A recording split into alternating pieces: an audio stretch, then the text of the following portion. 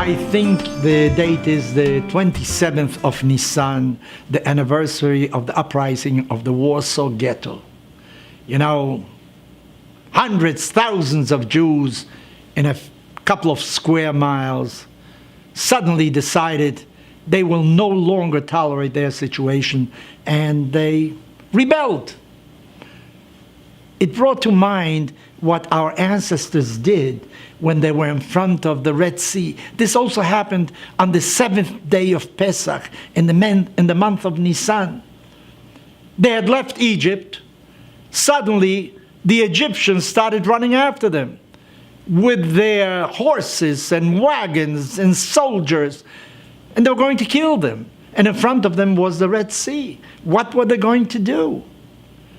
Well, there must have been a tremendous discussion. According to the Midrash, they divided into several camps. Some said, you know what, let's go back to Egypt. We'll be slaves again. And that's it. There is no way out. Others said, you know what, I'd rather die than go back to be a slave. I'll just get into the Red Sea and that's it. And I'll drown. I don't want to go back to slavery. Others said, you know what, let's fight. You know, we'll fight against them. We know it's a losing battle, but we're not going back. We're going to fight. Others said, maybe let's pray to God. You know, God had just answered us when we were in Egypt. He sent 10 plagues that eventually convinced Pharaoh to let us go. Let's pray to him again. Do something for us. Save us at this moment. It reminded me because I imagined that in the Warsaw Ghetto, there were also different factions. What are they going to do? Should they just do nothing? And they knew that there were gas chambers waiting for them. They knew already what was the fate of the Jews in the hands of the Nazis. What are they going to do? Should they just die there? Or should they pick a fight? Do something about it. But how can you fight with a pistol or a revolver that some of them had next to machine guns? How can you fight with fists against tanks? What are you going to do?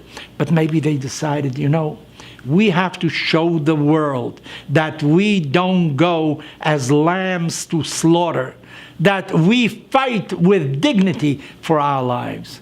You know, the state of Israel was really built by the Chalutzim, by those pioneers that came in the beginning of the 20th century, end of 19th century. There was always a presence. Maybe it was built by all those that prayed for centuries for the rebuilding of Israel. Maimonides, Ramban went to Israel. There was always some kind of presence in Israel.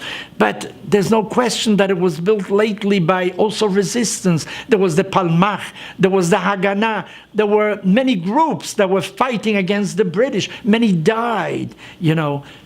What should they do?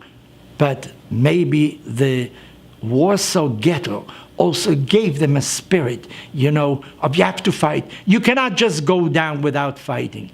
Thank God the state of Israel was able to create an extraordinary army. It isn't now a question of fists fighting against tanks. To the contrary, Israel showed that in 6 days they were victorious over all their enemies that wanted to destroy them. A textbook case that is being studied again and again. But Israel is not only famous because of its armed forces, because of its aviation. Israel is famous because of its technology, of its science, its culture. Israel has demonstrated that given the opportunity, it can flourish.